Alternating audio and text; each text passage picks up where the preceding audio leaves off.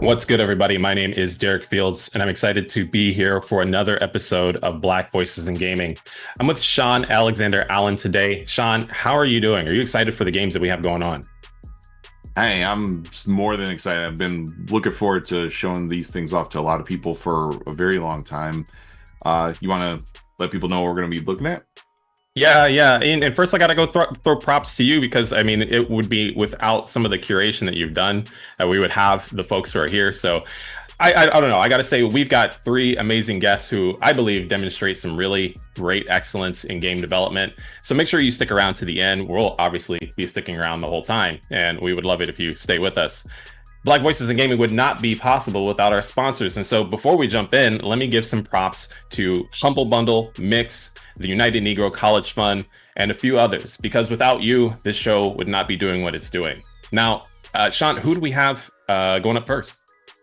Yeah, so first up, we've got somebody who I've been following on YouTube for a while, and he, despite bagging him on Kickstarter, he dropped a surprise trailer that basically exploded on the internet back in August. So what I wanted to start off with let's check out a trailer for Nixie Unmixed. Roll it.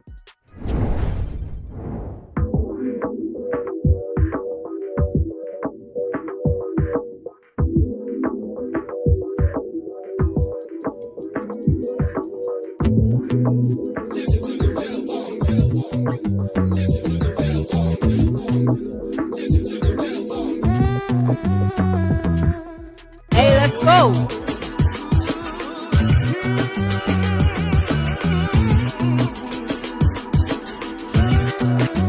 Listen, the smooth. You man watch, yeah? Easy thing, man. Loud the thing, man.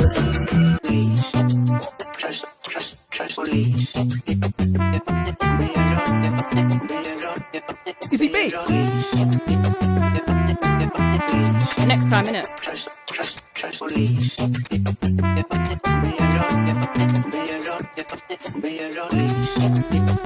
Let's rush him. You were talking, yeah? Are you blind, fam?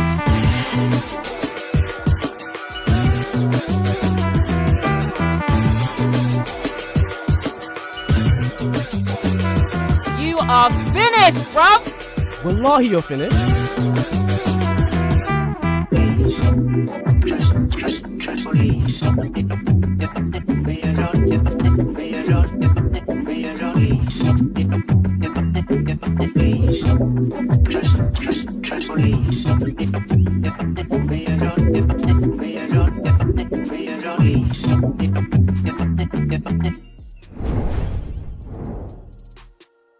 Man, now that was a really dope trailer. There's so much going on that I can't wait to dig into with our guests.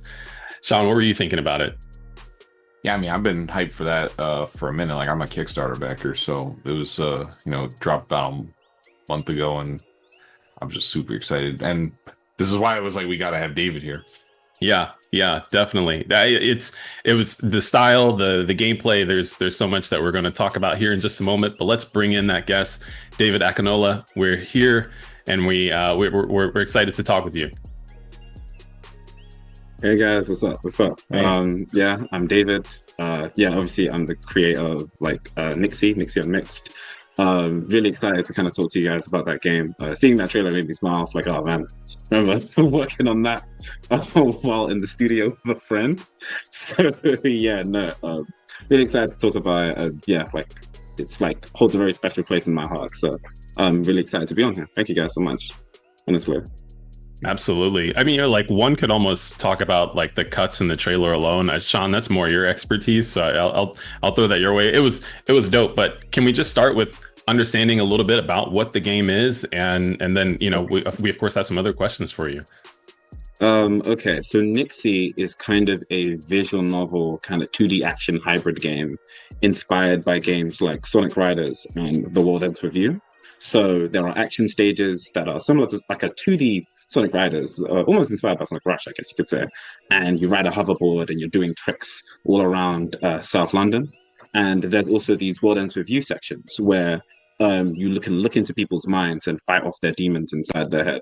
And so it's kind of a a hybrid of both of those, and you ride the hoverboard, and it's supposed to be you kind of making people catch wind of new ideas while also fighting off the negative ideas in their mind. And so that's kind of where the gameplay, because I remember when I first think about the concept, like, I don't know how that's all going to work together. So like that's kind of how it kind of synergizes together. It's about it's kind of just about helping people and how helping people can sometimes help yourself. So yeah. Yeah, it's I mean, I've just been it's been very striking. It's funny because it has this very like aughts vibe of like the design, because it's like, I mean, I remember I was working in GameStop when Sonic Riders came out and a lot of these games, and it was just like, and just like Ghost Trick and all these other things that just, you know, the vibes come through, and it's just really, it's cool to see like something that's like this neo retro, like it's not like trying to look like PlayStation. It like has and I feel like to its end it has such a striking view that it just looks like something very new, even though it has like this retro styling. Can you talk a bit more about like the, I don't know, the kind of like the inspirations for why you wanted to make it? Okay, that's a loaded question. Okay. I think originally I kind of wanted to make it started because I was interested in like telling the story, and I was really into visual novels.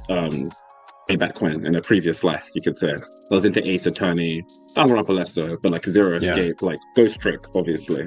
Really into kind of visual novels, and so I wanted. Usually when I saw black characters in video games, it was like a fighting game, or it was, GTA, for instance, right? And so I was like, it would be cool to see black characters in more, like in different kind of genres of games, right? And like specifically being the main characters on them.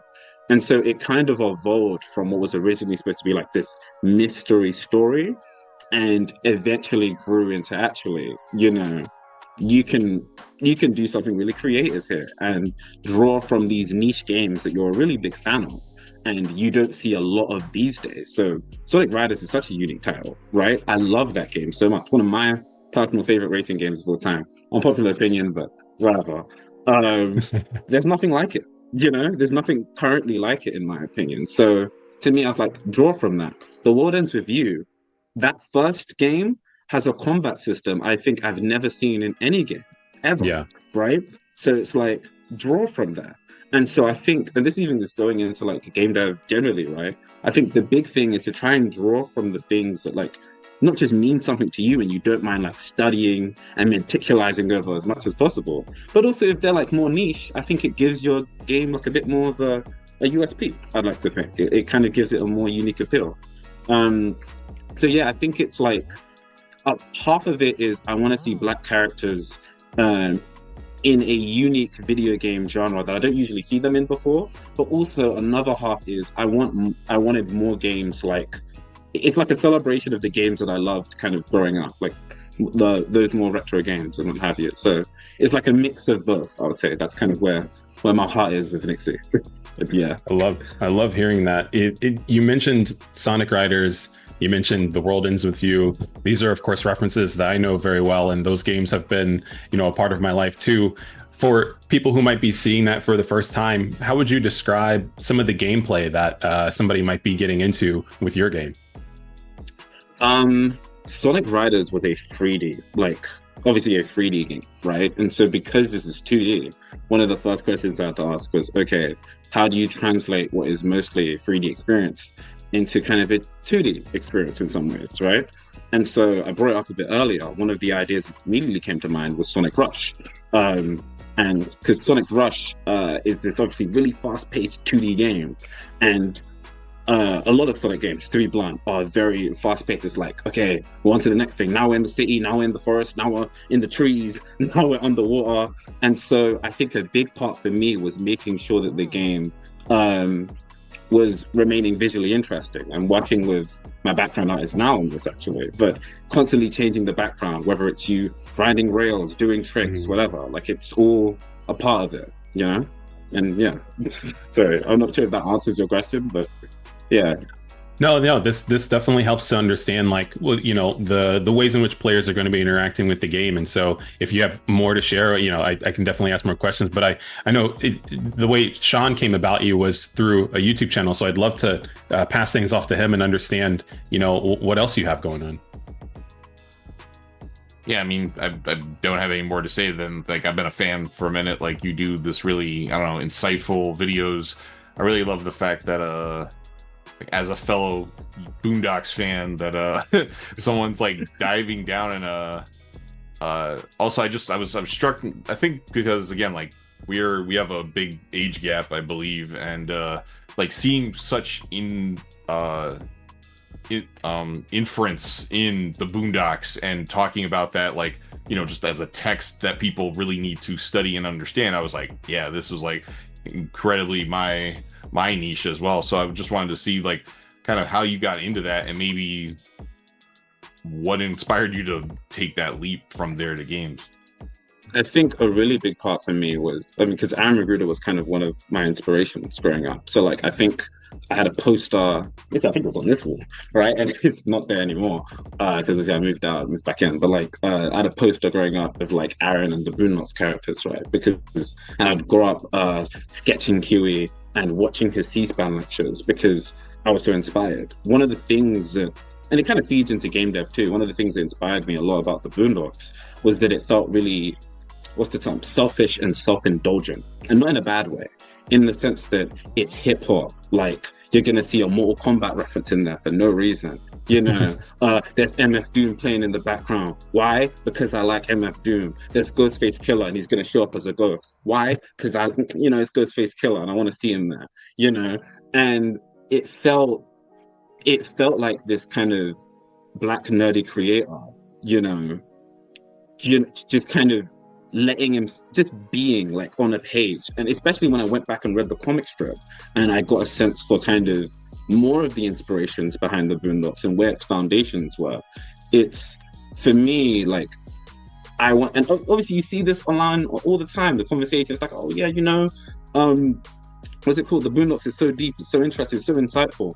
But I never like saw people, I never saw like the actual conversation, like about why it was so insightful, why it was so interesting, why it was usually just, that R. Kelly episode was fire, or, that Martin Luther King episode was crazy, and those are great episodes, right? And they're very overt with their point, so they're easy to grab onto.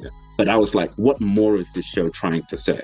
I think, I don't want to go too deep into the Boondocks, but the Boondocks is a very intertextual show. I think it's very intertextual, and understanding some of the characters like Riley and Huey requires an understanding of maybe the media, or in Huey's case, it tends to be more like black radical history and what have you. And so because of that, when you bring that together, not only do you get a piece that draws from so many different things, but in learning about it, you learn more about the world around you. And that's something that has always drawn me to the Boondocks and its creator. And I definitely think, even in terms of Nixie, I'm trying to borrow from in that regard, where it's like, I want to comment on the world around me in a similar way. Maybe not in the overtly outlandish way the Boondocks does, but maybe in the sense that, well, okay, the UK has a living crisis. Let's talk about that. There's disparities in race within the UK. Let's talk about that a bit, and using this medium that can do so much. I think there was even originally going to be a Boondocks video game and didn't really go anywhere. But use this medium that can do so much and reach so many people and meant so much to me growing up, like The World Ends With You, like all these stories, right? I'm trying to do something that meant just as much to me, if that makes sense, as maybe the Boondocks did. So maybe there's another 14-year-old boy that's growing up and sees this and goes, he just went for it and did, the thing that inspired him so much and he really loved, and you can see that and it screams off the page. And my hope is that someday someone sees that and goes, hey, I want to make my next thing, or I want to do something like that. So inspiring Black creators is thing for me too. Sorry, I know I can go off the rails. Yeah. You brought it Yeah. back though. Everything was it all expanded out and then it nestled together. And I think I think you explained it really well. I'm understanding that the Boondocks has served kind of like a multifaceted inspiration. One for you to talk about your own experiences in life within the UK, but also explore some of those paradigms through the medium of video games. Diving into games is one hell of a journey. It comes with all of its ups and downs and challenges. For you, I would love to know, like, what have been some of those challenges, or some of the tougher parts in making a game? It's really easy for me to just say money. Yeah. uh, what's it called? I would say yeah, one of the big things, okay, it did test me on is all my organization skills. I have ADHD for the record, right? So I can struggle to organize things. You will, and this is well, any game devs out there or anyone looking to get into this field, if you don't plan, you plan to fail, right? Or you plan to waste money, right? Or waste time, right? So you need to make sure that you have as much as your game planned out as you kind of can. Obviously, there's room for flexibility, right? But when an idea comes through, right, try your best to make sure that the idea is actually going to work and it's tangible, because otherwise you may waste time and once again money on an idea that maybe will or won't work. And so game development, one, requires a lot of planning, but two, it's not like YouTube. It's not like making me, I'm going to type up a video essay and, let me get my Shure SM7B and start recording. Like it's not that like, and then you get the instant gratification of the videos, like the comments like, oh, this video is great, awesome, cool. It's completely different, right? It's slow, right? You might spend all day working on your score system, right? You might spend all day working on, just making sure your character controls and feels right, like, and there are little wins to be had in that, but it's a completely, there's such a disconnect and shift from how you have to approach it compared to a lot of other things. And I think that was one of the lessons that I can say I definitely learned. It's just, you have to approach it completely differently. Yeah.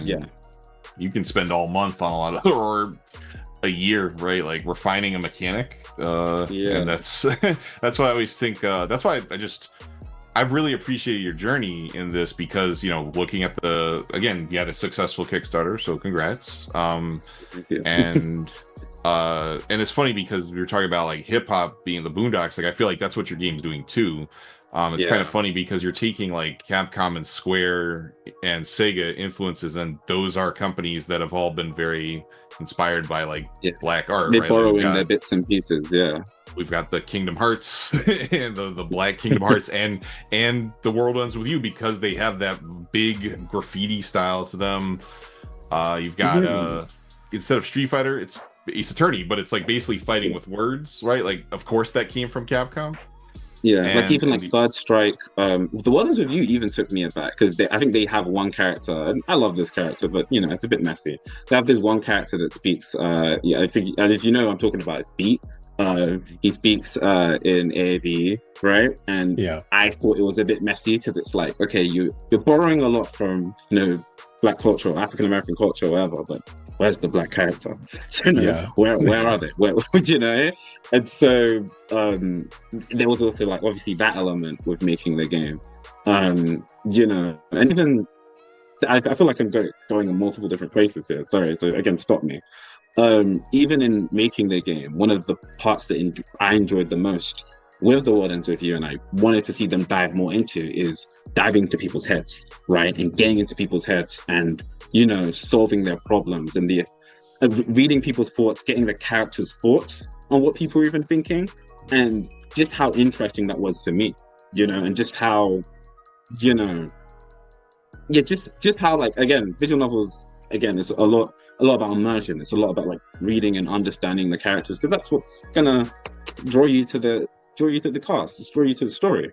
And so I kind of wanted to do something similar for that with Nixie. So you dive into people's heads, you fight off their demons, you reflect on what they're struggling with and go, okay, like maybe I'm struggling with this one thing, right? And you get this kind of, yeah, sorry. Oh no, Sorry. please go ahead. Oh yeah, sorry. You get this kind of scope of the, you kind of get the scope of the overarching story, I guess you can say, and you get the scope of the world and what have you. And so that was like a really big thing for me. And yeah, so Yeah. Yeah, yeah. I thank you for being able to explain that. So we have just a little bit of time left, and I want to give you a little bit of space here for other developers. You mentioned wanting to give motivation and resources, space for other creators. For folks who are seeing you for the first time and they want to know like what the UK game space is like, could you briefly share like how might one get into that space and start making games like yourself? that's a hard one. I have a friend, Sosa. Sosa is incredible. They do everything. They do the art, they do the programming, they do 3D modeling, music, everything, right? And they've literally told me firsthand that they struggle with it sometimes. It's difficult. It's not impossible, I'll say. Make sure that when you're approaching these projects, you're realistic. If it's personal, if you're trying to get into the space, know that it can be difficult and you might have to start small, right? That's like approach the space with humility and be ready to learn. Don't expect it to be done tomorrow or in a week or a month. Set realistic goals and just know that it's going to cost a lot of money. I think that's one of the key things. So yeah, I'll say that. Wise words. Start small is the one I'll highlight. Yeah, small is a big one. Yeah. That's wonderful. David, it's been a pleasure to get an opportunity to chat with you. Sean was gassing you up before we got a chance to get on this call together. So I'm looking forward to catching, all the other media that you've been putting out there and just learning more about you and the content that you're creating. Before we wrap up, how can people find you online? You can find me at The Soul Minded on Twitter. You can find Nixie at Nixie_game. You can obviously go on the Kickstarter page if you want to follow me on YouTube or follow some of the things I'm doing. It's The Storyteller AJ. I obviously cover the Boondocks. In more recent times, I'm planning to cover more of my game development journey. So if you want to chronicle more of that and learn more about Black UK game dev, I'm planning to bring people on. Definitely follow that. And yeah, thank you for this platform. It means a lot. Thank you so much. Thank you so much. This has been amazing to have you here. It's been just very inspirational to see what's going on, and we hope that you've been inspirational to people who've been doing this for a minute. So I hope this can be inspirational to people who are just starting or whatever. That's what the whole point of Black Voice in Gaming, right? We're bringing people together like worldwide, and this has been a pleasure. Yeah, honestly, and I think what you guys are doing is incredible too. Even when I first learned of this space through Sean, I was like, man, it's incredible. I want to stress that too. Like, thank you so much. Like, even the fact that I can talk about this on a platform like this, like, there's something to be said there. So yeah, thank you guys so much. I appreciate it. Heck yeah. Yeah. Thank you. Sean, he's got so much talent. It was a joy. I didn't even know that they had the whole YouTube channel, which I immediately ended up subscribing to. How did you feel about everything that you just saw? Oh, I mean, it was amazing. I've just somebody I wanted to talk to for a minute. David's just been influential to me, just thinking from like a media landscape point of view. So it was just really great. And I backed that Kickstarter as soon as it dropped. I tried to get other people to back it, but the internet's a little broken these days. But he was successful, and here he is. So this was just like a dream come true to be able to get a relatively new person on the center stage.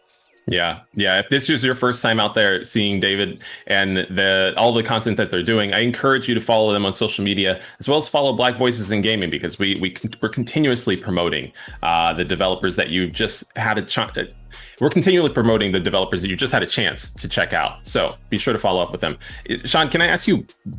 Some might be wondering, why is it valuable to go follow some of the developers, to go support some of the developers? Well, yeah, you gotta follow everybody, hit them up. We need those algorithms to be popping, get those wish lists popping. Nixie doesn't, I think, have a wish list page yet, but that's why you gotta follow the social media to find out when it goes live, because the first few hours of those things going live are actually very important.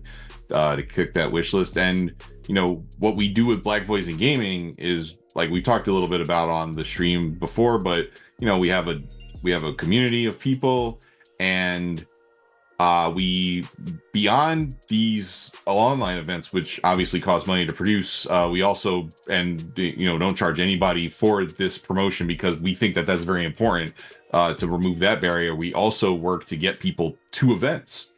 We were able to bring a lot of people to GDC, which was pretty amazing. Like, people from everywhere, like, is our goal, is to make sure that people have some travel money if they need it, to get the badges. Of course, we do dice, we've done Day of the Devs, we've done a lot of different events where people get a free booth to show their game along with everybody else, and make sure that, because if people aren't getting to play these games, then they don't know what they're missing. And getting that in-person time, getting them to different parts of the country, outside of the country even, that's invaluable. And that's on top of also working to get folks business opportunities, get them money, and get them paid to make their games. And that's the only way games get made, right? Like, the games need money to get made, and then they need money to show off so that they can get paid to make their games. So that's why it's really important to hit that Tiltify link. It helps us help everybody else. That's right.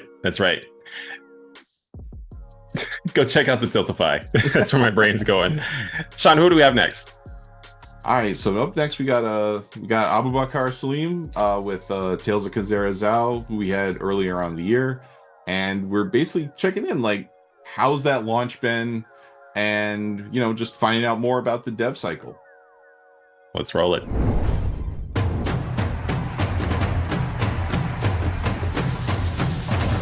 Now I'm going to offer you this game, a game from my old man. I hope you like it. Oh, nah, this looks wonderful. I love it. I want it. I love it.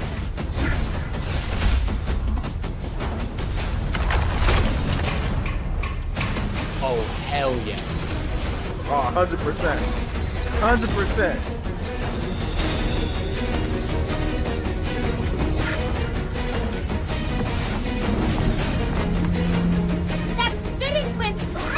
You should not sneak up on people, young shaman.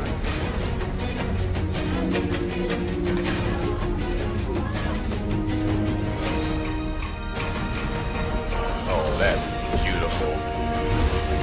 Ooh, damn, bro. See, like, this is what we mean when you're like, can we please see something different?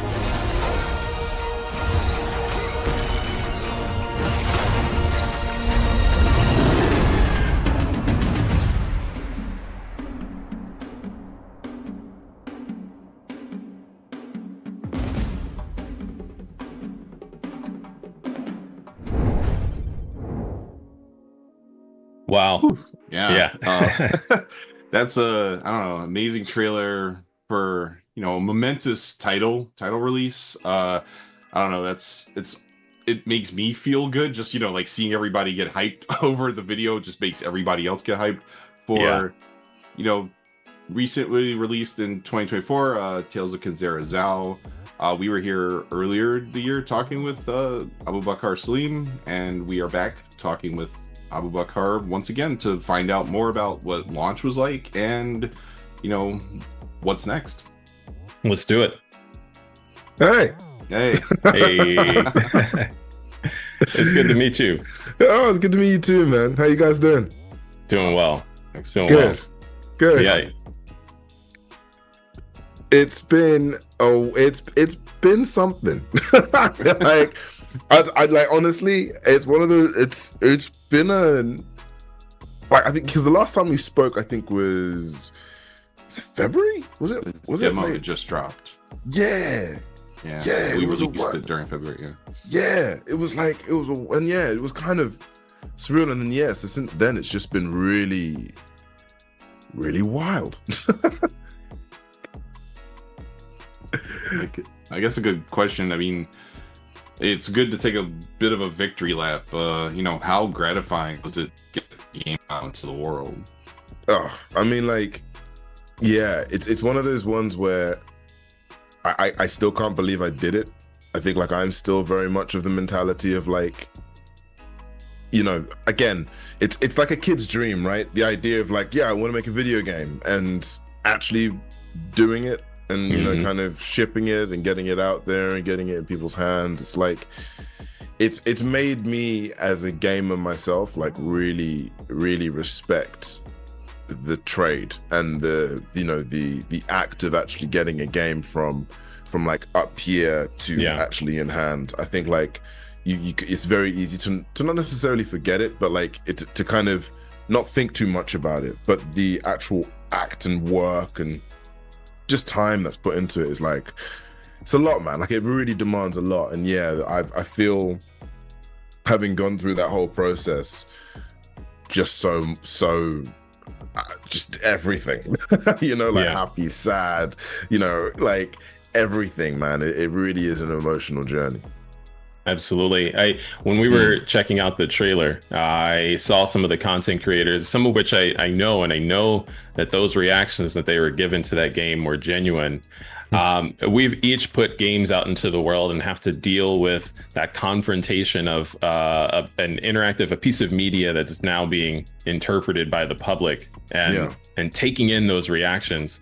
And so, for better or worse, you know, the good and the bad, you know, how did you feel when you're receiving, you know, so much in response to, you know, folks playing your game? You know what? Again, like I think I'm always of the mentality of like, if you are evoking a reaction, or then you're at least you're doing something. I think like the thing is, it's, you know, whether it be good or bad, I think if it's, you know, if it's good, great, you know, it's really lovely and really great to feel that sense of like, yeah, accomplishment, you know. If it's bad, you know, if it's critically, you know, in the sense of like, if it comes from a place of wanting you to be better or strive better or grow, like I always really rate and respect that. I think you can't grow without healthy criticism. And I think like there has, you know, again, as a first, and this is why I'm happy I've gone through this process, because yeah, it's a first time sort of studio, first game, like getting it out there in an industry that we are in today, like it just feels really wholesome. And I think like that's the one thing I've kind of taken from it, especially again, as I say, like, you know, I'm a gamer myself. Like I play games like left, right, and center. Like I eat them, man. Like it's my food. So to kind of deliver something in a space that I'm so passionate about and kind of receive that, the praise, the feedback, everything it's been a lot. It's been really kind of raw and really definitely felt really vulnerable during the whole process of it all, which is it's funny. I never really feel vulnerable as an actor, even though as an actor like that's my face, that's me, you know, that's me putting myself out there, you know. Absolutely. How big is your team again? Right now we're currently sitting at around sort of like, I think like 20, 17, 20, oh, wow. Like around that time, around that size. Okay. Yeah, that's cool. I mean, yeah, like on our indie titles, I think Derek and I were like between 2 to 10 people. Yeah, we were at high when we released Unsemester. We were like 6 or 7, I think it was. Yeah. Wow, something like that. Yeah. Wow. Yeah, I did the 2 people thing, and then I did we grew to about 8 or so for launching our update. But I think it's just no matter the size of your team. If you care about the thing you're doing, which you clearly did, like it's like coming from your heart, it's gonna affect you, I think, in a way that no one expects, right? Like you're just this is what number one thing that I try to tell people is like, whether it's good or bad, it might not come out the way you expect it to. And I've seen like some of the biggest like rappers in the world say the same thing. Like they come out with a multi-platinum album, and the day it comes out, they feel the worst ever because they've put themselves out there. And even though it's sold well, they're just like, man, like maybe I didn't do something right, or just it hits you like on an emotional level. You different, honestly. Like I have to agree. Like there was this feeling of, it's like almost like a reality check of like, you know, you put this thing out there and it's a part of you. It's been this thing. It's been this part of you for so long, and suddenly now it's out for the open, and you have no control. And I think like that's scary. That is a scary feeling. But at the same time, and especially I think with something so personal, I think because it is like a shade of kind of like an experience of grief that I've kind of gone through, and also kind of pulling these stories that feel really personal to me. Like I think there was that extra weight there of like, oh man, like this is it. This is what's gonna happen. So yeah, I can totally relate to that. And again, it's so different as an actor, because as an actor, a lot of the time you're like one of many cogs in this massive machine that you then, you kind of do your thing and then you move on. Like that's it. Like it's like, oh, it was a great experience, and you move on, right? Not necessarily saying that you don't feel attached to it, but there is a level of detachment to the actual whole process, because you're not there from the ground up most of the time. Yeah. Whereas with making a game, like you are there from the ground up, and you are there building it and pushing it forward, and it is personal. It really is personal. So yeah, it was honestly like an emotional roller coaster, like from beginning making the game to announcement to launching it to like now where we're at, Yeah. You mentioned tying in not only personal experiences, but a comparison to releasing a game and the experiences that you've had in acting. I've noticed in at least the time that I've had creating content, and this relates to games and art and stuff, if we find ourselves maybe sometimes leveraging skills from other mediums that we didn't expect. Did you find that happening for yourself, where, maybe some skills or methodologies that you developed through acting or any other tangential spaces finding their way into the work that you're making for Kinzera? Yeah, man, it was just listening.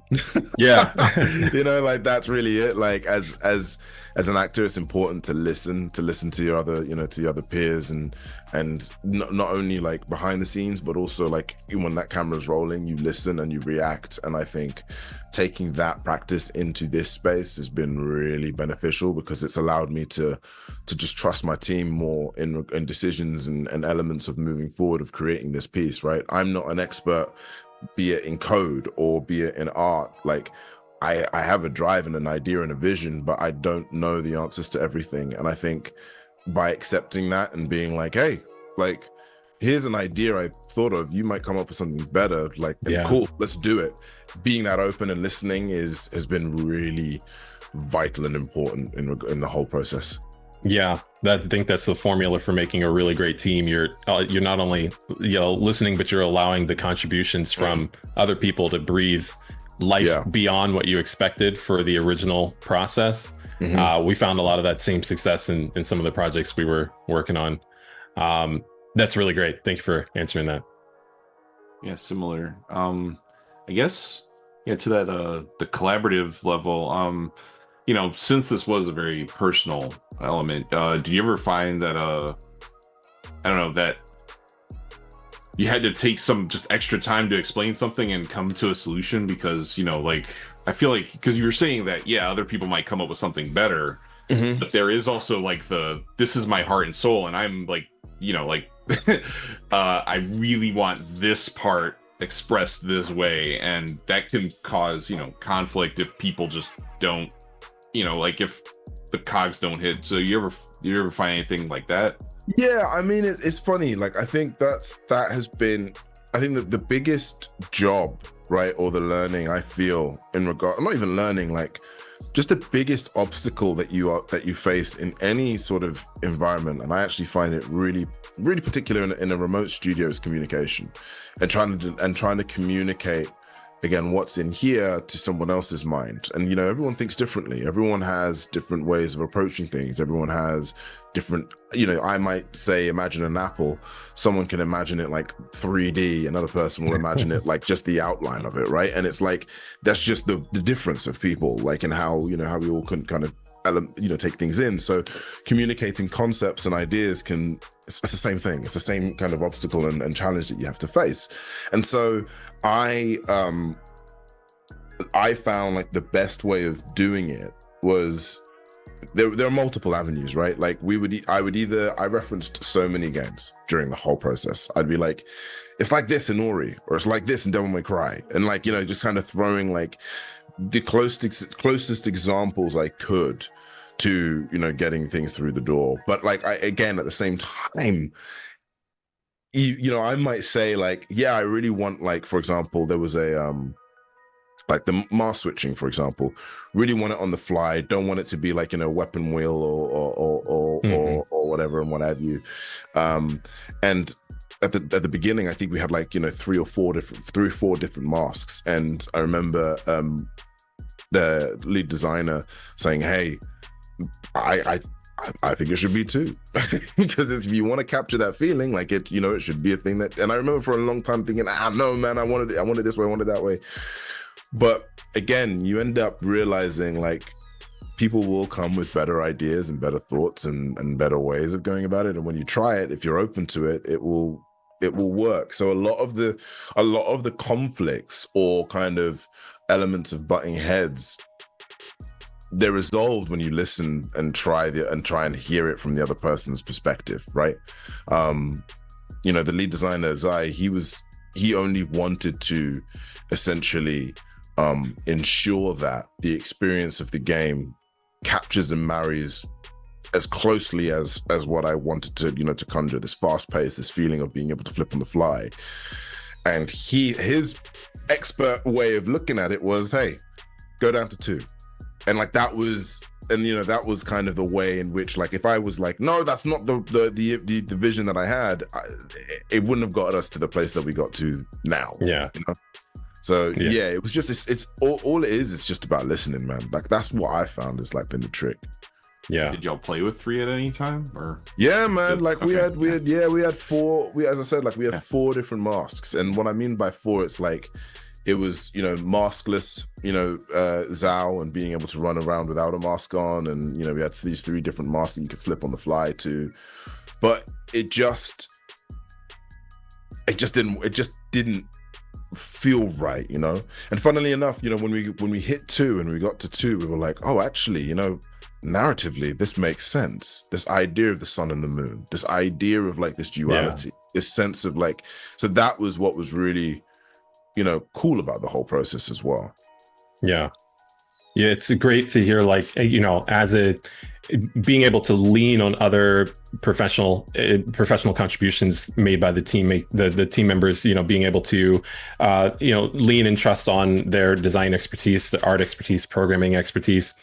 As a team, you know, coming together, you are a new entity. Surgeon Studios is confronting new milestones, new paradigms. Can you talk a little bit about what y'all went through as a team, and what were some of the unexpected things that came along the way where you're like, oh, I love that, hate that, you know, want more of that one. How did that go as a studio? Oh man, I mean, there was so many moments.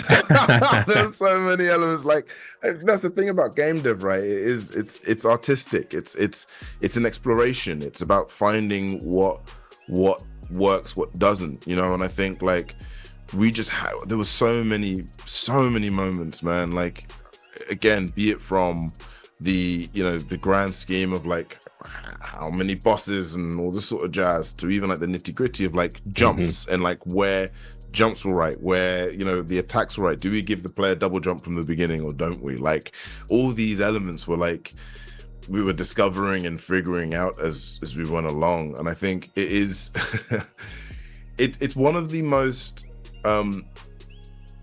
funniest experiences, because I feel like game dev, you're essentially on a moving train building the tracks as you're going along, which most of the time, like, you know, I remember thinking, oh, that's a bit like film and TV, but actually film and TV is quite, there's a lot of structure to it, man. Like, there's a lot more structure to it, whereas with game dev, it does feel like you are building this art piece all together. You are painting this huge picture all together at the same time. So yeah, it's full of those moments, man, full of them. Yeah, if I could follow up real quick, just with like a rapid fire question, what were one of your favorite, and then what were one of your least favorite production milestones, whether it's from the concept phase to certification to you know, alpha, beta? Which one did you like the most? Oh man, I don't want to, I'm not copping out, because I find like I found again, first time going through it all, it was very fascinating. I really obviously love the concept, pre-production sort of like element of it all, like kind of figuring it out, all that stuff. Like I really enjoyed that. Production was cool. It's funny, like as time went on, you know, producers were essentially being a lot more like, you can't do that. You can't do that. You can't do that. We're in production, Abu. You can't change that. You know what I mean? So there was a lot of that. But then you end up finding like, you know, especially near the end where we were going through the moments of like, what are we cutting? What are we keeping? All this stuff. I actually really enjoyed that because I found you're essentially now forming this diamond. And this thing, and like I think most spaces, or from my experience or from what I've heard and from other people, like most spaces when it comes to shipping a game, that's the bit where they struggle at is the content cutting, is actually getting it through the door, because no one wants to kill their babies. So it's like it's very much whereas you know at the time I think I had started with that mentality, but then I was like, actually, where can I find restriction here? You know, and again, I think actually that very much comes from my acting background of being used to, like, if we did like a theater and like a play, in like a small theater, you know, we don't have much of a budget. We just have this black box. How can we find the imagination and creativity in this black box to still deliver a story to an audience? It's very much like in games, like how can you still share that and deliver the same impact or experience without the, you know, sort of budget that, you know, you would want in order to tell this like magnificent epic tale, you know? Absolutely.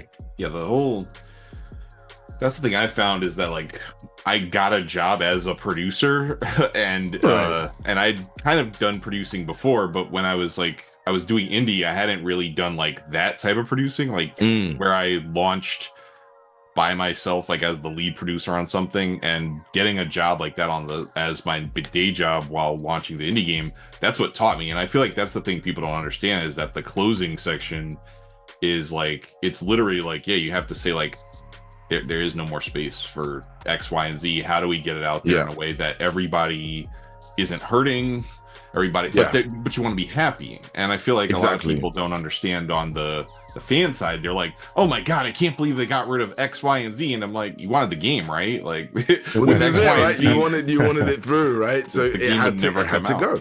Exactly. And that's the thing. And like, that's been a big learning, you know, like even like when I look at like things like the amount of enemies that we have, you know, the abilities and stuff, like we had so many big plans and so many more ideas, but there was sacrifices had to be made in order to get the game out on time and playing as well as it did, you know, with the least bugs as possible, right? So that was, you know, these are the changes and the elements that you have to kind of fix up.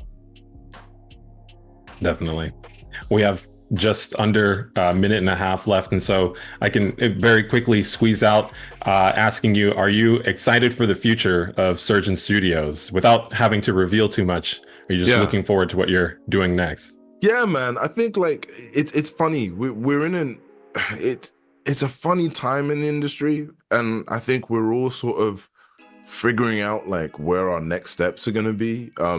But you know, again, I'm always excited to find a way of telling stories and sharing stories in any way, shape, and possible, right? And with the right people as well. Like, you know, the originals team at EA were magical and wonderful people, and it is that whole thing of like it's finding other like-minded creative storytellers as well, which is what we're really excited about. And to be honest with you, man, like the team are beautiful. Like there's such great people, and I think that's the exciting element of it all, because again, you just don't know what might happen. You don't know what the future holds, but as long as you're doing it with the right people and you're going on that journey with fantastic people, I think that's what's exciting. That's what's really cool, man.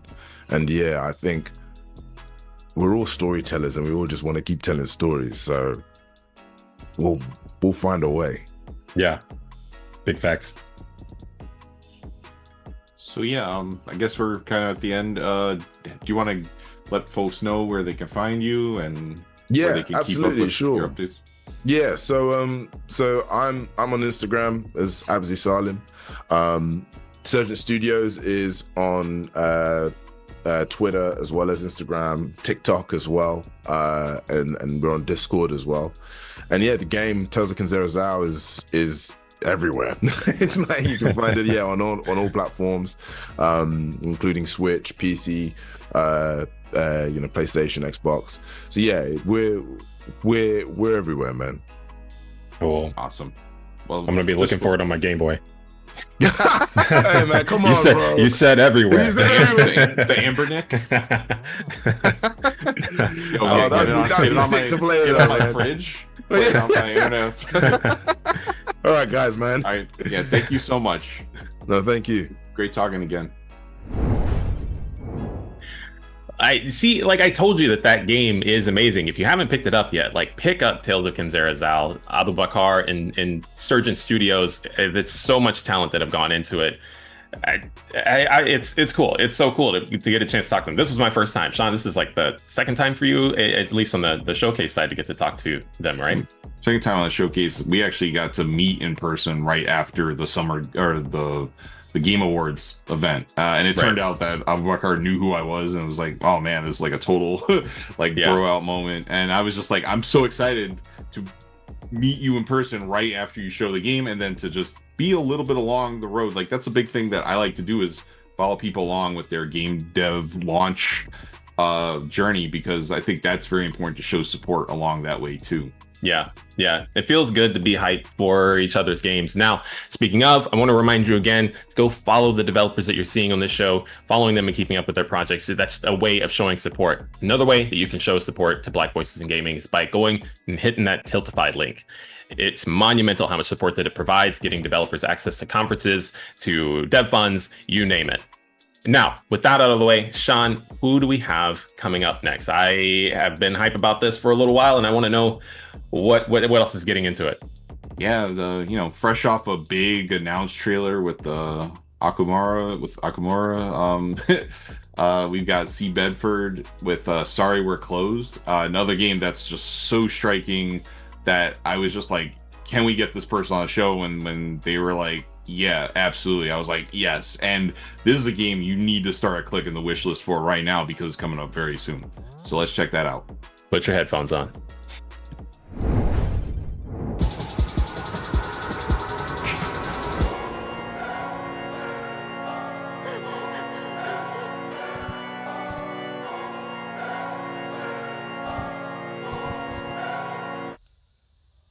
I'm not the victim, I am the system. I'm not in the wrong with my infinite wisdom. Follow my words even if I contradict them. It's my house, Michelle, I'll be the one to evict them. Don't want another demon past the ones within my mind. And it's with that resolution that I'll kill you every time. Change is meaningless, when it gets too close I hit rewind. It's a cycle I'll endure and I will love it till I die. Well, we are going up and down like a seesaw. Got me going along for the ride, got me going yeehaw. Time flies when you having fun, I can't even see ya. Time flies cause I'm having fun, I can't even see ya. Back and forth, back and forth, back and forth, back and forth, back and forth, back and forth, back and forth. I can't help but teeter the scale. Can't help that I wanna see you prevail, but I can't help but teeter the scale. Can't help the feeling that maybe I fail. Can't help the feeling that maybe I trail. The two of us is somewhat of a permanent jail. Got told I'm crazy like you hit the head right on the nail. Most of my dogs hit a 180 tucking their tail. Well, we are going up and down like a seesaw. Got me going along for the ride, got me going yeehaw. Time flies when you having fun, I can't even see ya. Time flies cause I'm having fun, I can't even see ya. Back and forth, back and forth, back and forth, back and forth. Back and forth, back and forth, yeah. Back and forth, back and forth. I am a big fan of this trailer, Sean. I want to paint a picture for you real quick as we have our next guest joining. I want you to picture a jar of marbles and hands that come in and try to grab all of those marbles. And these hands have grabbed so many marbles that are my identity in that just in one bundle, like almost all of the marbles have been grabbed through. Sorry, we're closed. I'm so excited to talk to our next guest. Sean, can you reveal who they are? Yeah, our next guest is C. Bedford, illustrator, and just making the most, I don't know, in the best way possible, the most GameCube looking game ever. In my heart of hearts, because the GameCube is one of my favorite systems. So I just wanted to say thank you for coming on. Hi. Yeah, hello. Thank you for having me. And I like that. I like a lot of people don't actually compare it to GameCube that much. They often say PS1, but it is a bit peculiar because it's a little bit, it looks a little bit more advanced than the PS1. You know, it's got that nostalgic feel. And GameCube it's got some good games on there. So I think my partner would be really, really happy to hear that because that's also his favorite system. So It's got all the good games, a lot of good games. I mean, the game has a lot of very like Killer 7 vibes to me, and that's like a game that transcends genre, like, and I feel like this game transcends time because it just looks so beautiful. Thank you. And what's really funny is, okay, so I do like Suda51 games. You know, No More Heroes, I was a really big fan of, and I hadn't played Killer 7 like when we first started like kind of prototyping this and developing it, and then we put out our first reveal trailer, and loads of people were like, "Oh, it's like Killer 7." So I was like, "Okay, I gotta see what this is." So I went to go play it, and I was like, "Okay, I get it now. Like, I totally get it." You know, it's got like a really striking style. It also has like kind of a similar, very unorthodox like kind of sense of combat. Yeah, so I see it, and now I'm like, oh, that's nice. When people say it, I'm like, oh, that's actually really good. Yeah, no, it's like it's very like kind of hipstery, like, yo, this is next level stuff that other people don't understand. But hopefully they understand enough to want to pick it up since it's coming out soon. Yeah, absolutely. Yeah. If we could start really quick with just getting an introduction, understanding who you are and how you intersect with the team. What are you doing on Sorry We're Closed? Okay, so Sorry We're Closed is like 90% of it is made by me and my partner Tom. And me and my partner Tom, we've been married for like 15 years. We actually met playing a game called Phantasy Star Online. Yes. So we met when we were like teenagers, and then just started talking, and then got married. And so, you know, we met through video games, and it's always been like a big part of our lives and things that we enjoy and love. And then, you know, obviously COVID and the pandemic and, you know, being inside all the time, you know, my partner, he was like, oh, I want to learn how to use Unity again. So he's messing around with that. And he's like, oh, look, I got a character moving. And he made like this 3D model that was absolutely horrifying. Like, it was like super scary looking. And I was like, don't ever make a 3D model. I'll do that for you. So, we just started kind of messing around with this stuff. And then, that's okay. So the protagonist, Michelle, she's like the first humanoid 3D model I ever made.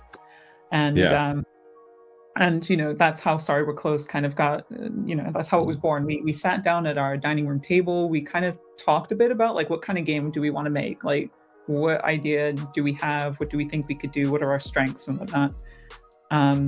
So we just started making it, and my role is my partner. He like describes it as everything you see is what I make.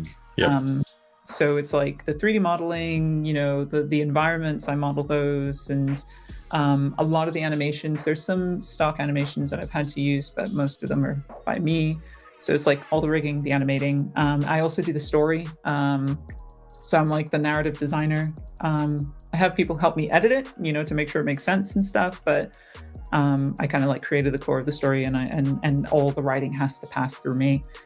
Well, no, I do all the writing, and then Tom looks at it and says, this doesn't make sense. And then I rewrite it. That's the way that it goes. And then like, there's just like kind of all the other side stuff, like running the Twitter account and doing the key art, and I don't know, just all of that. There's too many things to list, and I think that's the thing about like indie dev. Like, you just end up with so many hats, that you just forget everything you actually end up doing on the game. Yeah, it becomes difficult to identify, and then I feel like it at that point it's easier to just go, I just make stuff. I'm just we're just alchemists or transmuting things. That's it. Everything that you see is a good. That's kind of how I am. I'm not a programmer, so I'm always like, I don't do the music, but I do all the art and writing. Actually, that was similar. Like we have similar roles. Yeah. Speaking of saying music, that. Oh, sorry. Oh no, sorry. You go ahead. It sounds like you're about to get onto the music, because I was going to say, well, actually, I have done some of the music. Okay. Oh wow. Okay. Yeah, well, but not, I guess. Yeah, go ahead. Hopping in just with the trailer, right? Like with partner with Okamura. Like, how did that come about? Like, I mean, that's just amazing to me, and it feels like the perfect synergy. Okay, so that track is completely made by Okamura. I told them what I wanted, and they like understood the assignment, as they say, and literally they just like delivered. And okay, so essentially what happened was when we put out our reveal trailer, and that did really well on Twitter at the time, which I wasn't expecting. We had like 60 followers, so I was like, I'm gonna post this and nothing's gonna happen, so whatever. And then it like blew up, and like 7,000 likes later, I got like a message from Okamura, and I had just finished playing No More Heroes 3. And I was obsessed with the Itadakimasu song. So like literally I'd just be sitting at the sushi bar just to listen to it. Oh yeah, that's the song. That's It's good. And so like I'm just sitting on Twitter, like just checking the messages, trying to respond to people, and then like Tom hears me screaming, and he thought like my computer exploded or something, and I was like, guys, what? Because they just messaged, they were like, yo, sorry, our clothes look so sick, like do you want to like, do you need music, do you want to collaborate? And I was like, hell fucking yeah. Sorry, can I swear? Yeah. So I was like yeah. So we got to talking, and I was trying to think like, well, what can how do I integrate like their music into what we got? Because it's not, I don't think people often think about like rap music when they think of like survival horror, but I don't care. So I wanted their music. So I was like, okay, that we found some ways to get like some of their tracks in where they could be most effective, and like I don't know, I'm just so happy with it. Like it's definitely a highlight of the game, and something people really like enjoy when they've done the playtesting and stuff. So they've got more involvement than just doing the trailer music, I'll put it that way. That's awesome. They're good guys. They were really fun to work with. They kind of understand. I think with the type of game that Sorry Will Close is, there's a lot of like extra themes and stuff. There's loads of character interaction. It's not a standard survival horror experience, and so there's like a lot of like just a lot of themes that are a little bit abstract, and explaining it to them, they were just able to understand it and kind of work with it. So it was great.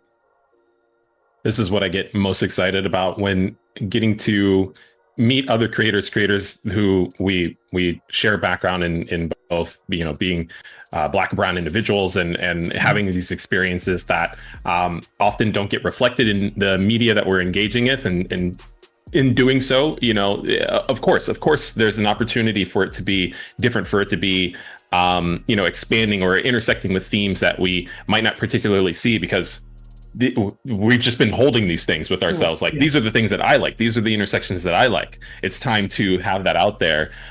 What that brings me to ask is, what else is among some of the influences for the aesthetic or the game design for Sorry We're Closed, beyond just thinking about rap in survival horror? Because there's absolutely space for it. It just hasn't been done yet. Yeah, exactly.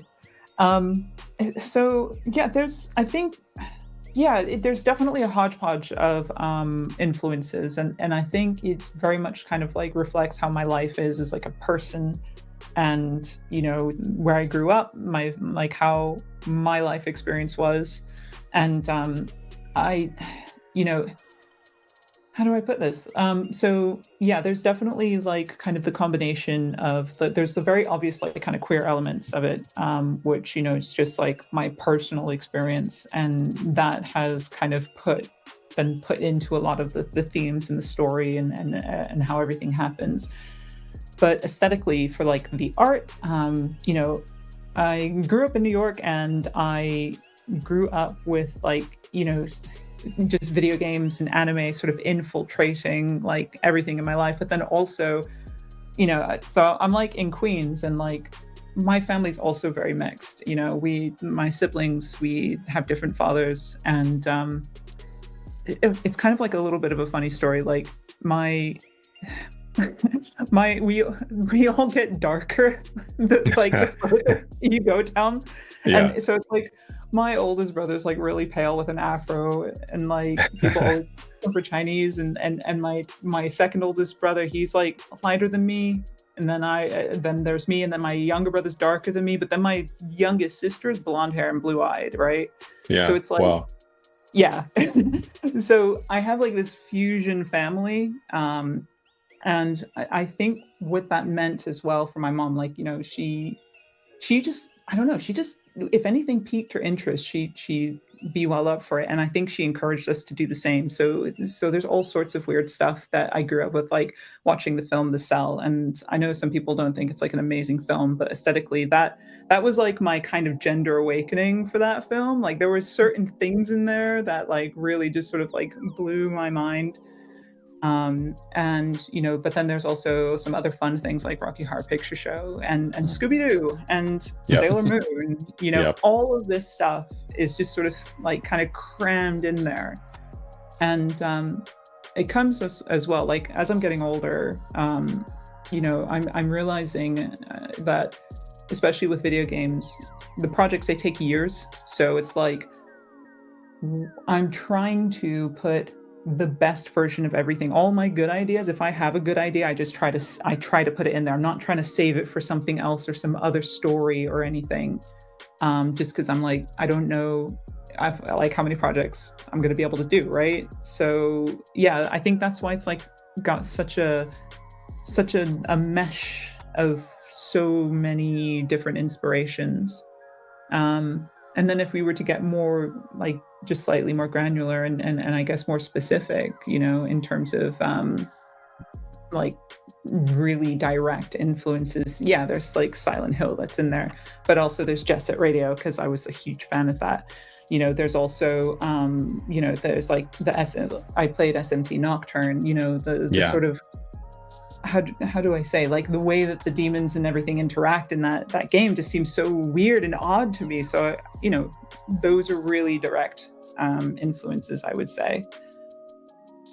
Wonderful. It's felt Jet Set, Shin Megami Tensei. Yeah. This is just funny because the more we do these interviews, the more we just keep finding I know you and I are both from New York. Derek's from the city too, like Chicago, and the funny thing is I just keep seeing, but like you've been in the UK for a while. Yeah. We talked with like Abu Bakr Salim, we talked with other people throughout the year, and these themes just keep coming up. It's just funny how like among like black folks, like just like it's like Jet Set, all this. It's just, I don't know, it's really funny. I'm just really happy that we get to talk because I feel like you can sometimes feel kind of alone in the industry a little bit. How has how's like the UK game space? Is that something that you get to engage in much, or? Yeah, actually, I would say it's small. A lot of people like, okay, so Sorry We're Closed is our first like kind of entry into the game industry. We've not really done anything before this, a couple game jams, right? But so essentially I started going to like, kind of like the events, like the conventions and stuff, and you just kind of keep seeing the same people over and over again. Sometimes you'll see some new students, but other than that, like, you just learn a lot of, like, you just learn a lot of who a lot of the people are very quickly. So that's nice, because I don't know, I think you can kind of build up a really camaraderie very quickly with other people as well. And I think because everything's so much closer over here, it's easier to run into the same people rather than them being like, you know, hundreds and hundreds and hundreds of miles away, you know, and the amount of time and effort it takes to go to a convention, you know, when you're like somewhere randomly in the country. So yeah, you get a sense of how small like the game industry is in the UK. It also means that as an indie dev, like it's very easy for me to meet other people who are actually in the AAA scene and like, you know, working on these really huge and massive projects, which is really cool. But you also start to learn like, oh, actually, I quite like the indie sphere as well, because hearing how their work is, that's not really what I want to do. Yeah, there's just more opportunity, I guess, to sort of carve your own space, maybe. I don't know. At least it's always felt like that for me in the UK. Like, I feel in the UK, there's a little bit more opportunity to try and like squeeze yourself in. Like, you can just kind of elbow yourself in just by showing up. In terms of like, you know, I suppose the thing of, okay, me being like, you know, an immigrant minority in the UK, and how does that, you know, bode? Generally it's generally it's fine, right? Like I feel like the things that happen are probably, you know, just sort of the sort of standard issues that you just there's overlap with how things are in the US. I think there's like a couple of like interesting organizations over here, or like, you know, sort of collectives that I've sort of like tried to participate in. So there's POC in Play. And that's that's like a group that regularly does meetups, so you get to meet other, basically, so you don't feel alone, right? So you don't feel isolated. And there's also another initiative by a guy I've met named Nigel, who's really cool, and he has a thing called Do I Look Like a Gamer? And yeah, so that one I've done like a couple of interviews on as well, and it's just really interesting to sort of like kind of have the opportunity, like these sort of special places where you can kind of meet people who are in a slight, you know, like in a similar situation that you're in, and have an opportunity to sort of maybe vent a little bit, but also, you know, just not feel so isolated and not feel so alone. So yeah, I mean, for me, I feel like it's been good. But also I'm older now. You know, I'm not a young person who's as easily like maybe sort of manipulated or easily kind of like pushed around, you know? Yeah. And what I'm understanding is that, you know, the UK space for you, at least your experience within it, has allowed you to pursue gaining more agency for yourself in the creation, comparing that with the experiences of maybe the AAA devs that are tangential to you in the UK. You know, with all of that said, with the agency that has been put into a project like Sorry We're Closed, and I cannot say how abundant I am looking forward to this game. I've been waiting for it for forever. But what are you looking forward to in terms of like as development wraps up, in sort of like a going out thought? What are you most looking forward to on the horizon? Oh gosh, it being over. it's hard work, but I think what I'm most looking forward to, I really hope people enjoy the story that Sorry We're Closed tells. You know, it was really hard to write because I'm not a writer by trade. Like, I've not had to write anything of this magnitude before.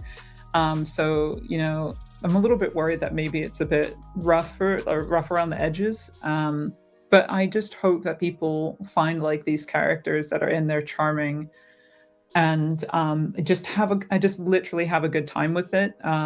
You know, I love a game that is like silly and goofy and over the top and really bombastic, and you know, kind of shows all the way up.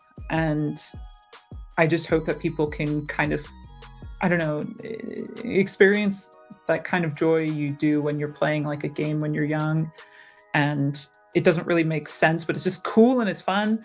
I don't know. I hope that's what happens. It's hard to tell. It's so hard to tell. It's so hard to tell. Releasing games out in the world you never know what to expect.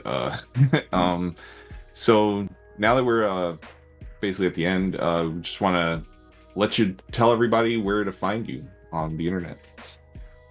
Okay, so, the game, Sorry We're Closed, is coming out November 14th, and it's going to be on Steam. So, also, if you're interested before it's come out, go and hit that wishlist button, Please do because that. that helps so much. That helps more than people realize. Like, the power of the wishlist button is ridiculous. But yeah, so go hit it if you want more of that kind of stuff. Let people know. So yeah, it's going to be out on Steam on the 14th. And if you're like kind of interested in following our socials, at the moment I'm most active on Twitter with our actual company account, which is Alamode Games. And so that's just on Twitter. And then there's like my personal Twitter, which is C Bedford Art. But at the moment I'm so focused on the game that I literally just update and talk about the game 24/7. And I think that's it. I think that's all, because I'm so busy working on the game. I don't think I do anything else. Very good. But thank you so much for like having me on here. Thank you for being here. Yeah, I could probably talk for hours, but I'm trying to be good. As could we. There's so many things we can dig into, which just means that we have to have you back after the game release to hear more about the development, what that experience was like. C. Bedford, it was a joy to talk to you, and thanks again for being here. Yeah, thank you so much. Thank you for having me. Thank you so much. Okay, like it doesn't bring it all together to just like throw my excitement for this one game. I've been excited for all of these games, and so like coming off of talking to CB, coming off of talking to there goes my brain. Coming off of talking to everybody today, it's been a blast to get a chance to see all these games and really get hype about what's coming out. Like, Sean, how are you feeling about all this? Yeah, I was just very thankful to finally talk to, like, we got to talk to Abubakar twice this year, and getting to talk to David and CV, like, these are people that I wanted to talk to for a while. So I just love the fact that we could talk to them and also share their games with the world. And I'm excited for everybody to get excited for it on their behalf too.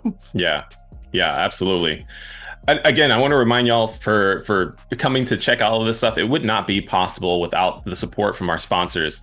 Shout outs to Humble Bundle, The Mix, and United Negro College Fund for supporting Black Voices in Gaming. Really appreciate everything that you're doing. I also want to give thanks to the Black Voices in Gaming team and the Mix teams for helping to put all of this together. And a big special thanks for the behind-the-scenes magician, Tracy Peterson, and Aurora Broadcast for really helping to pull the seams together for this showcase. Now, if you've had a blast checking out everything that's been going on here and you love what Black Voices in Gaming is doing, I have a few ways in which you can help support future showcases and the team and community that is a part of this space. Check out Tiltify. That's one space that you can definitely help to support Black Voices in Gaming. Follow Black Voices in Gaming on social media. Getting a chance to see these things.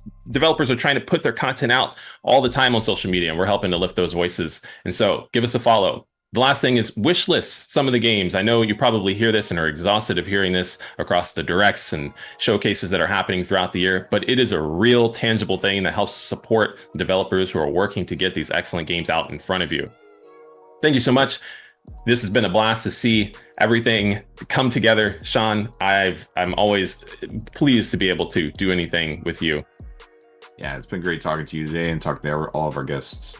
Till next time.